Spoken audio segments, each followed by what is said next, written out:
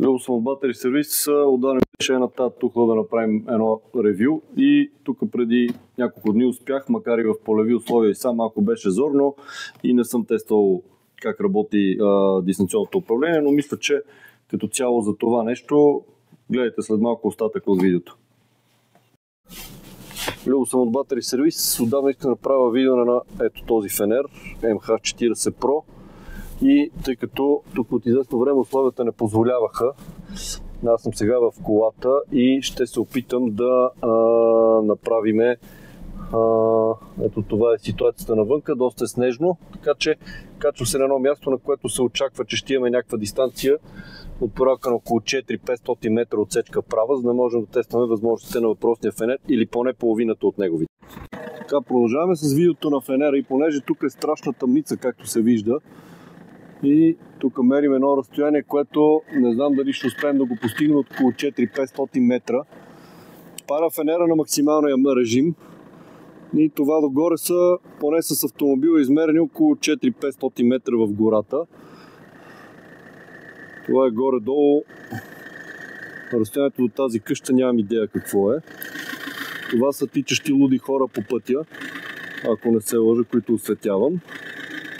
Така, и сега ще направим замерване колко е горе до самата гора.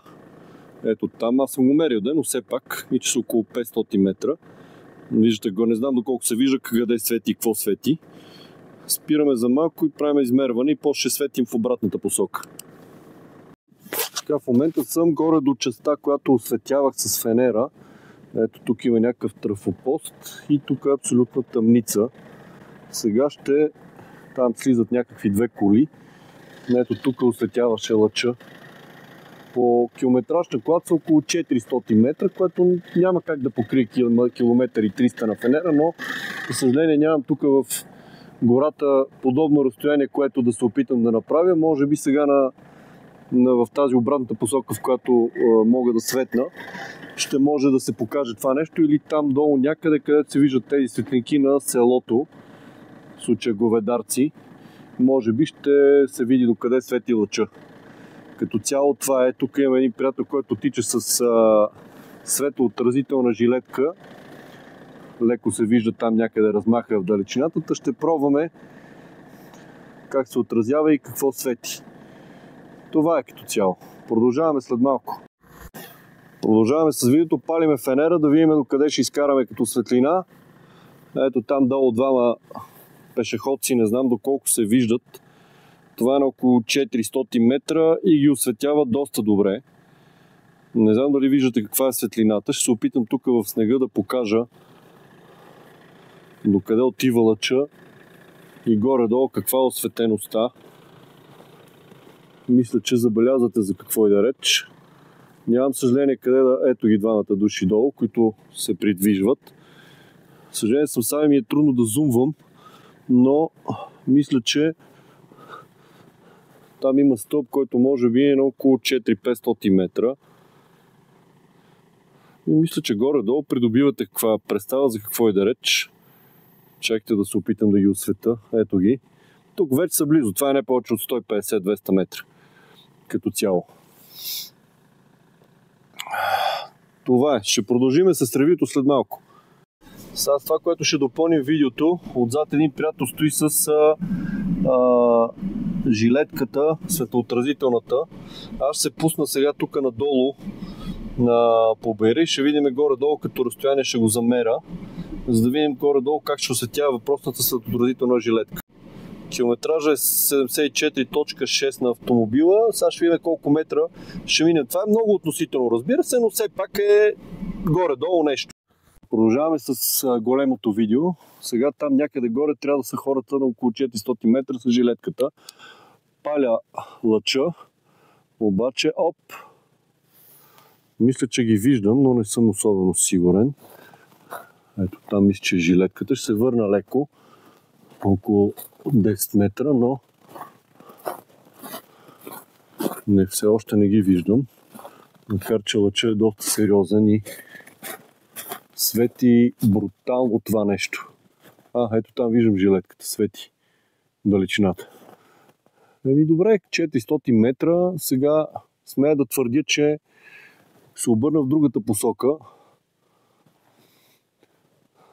Това, там, което се вижда, има едни сгради. Това може би е на около 600 метра, защото там долу е пътя за Мальовица. А пък аз съм на пътя нагоре за хижа Мечит, който излиза от Говедарци. Така че разстоянията не са малки. Ето, осветявам отново. Мисля, че ако светите на такива разстояния без оптика над 400 метра, абсолютно нищо няма да виждате какво е. Това от мене. Повече едва ли мога да направя като ревю на този фенер. Мисля, че виждате горе-долу за каква осветеност иде реч и как се представя на тези дълги разстояния. Едва ли с телефона кой знае колко е адекватно видеото, но мисля, че горе-долу се получи. Понеже фенера свети брутално, аз не знам тук дали се виждат въобще някакви звезди, обаче е брутално небето.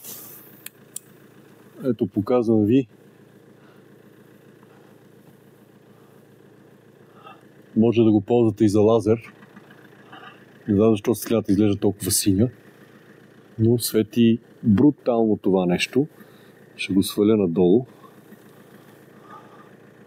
към дърветата. И ето там. О, вижте тази къща. Виждате ли?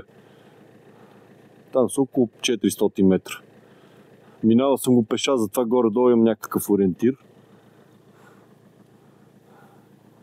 Така. Ето хората, които слизат отгоре, които си направиха труда да ми държат... В момента минус 7. Си направиха труда да потичат заедно, да потичат нагоре и да държат светоотразителни жилетки, за да мога аз да ги осветявам с фенера. Все пак вече са близо, но не повече от 200 метра. Както виждате, бягащите хора. Айде стига. Мисля, че прекалихме даже малко с видеото на това нещо. Това е Любо Батери сервис.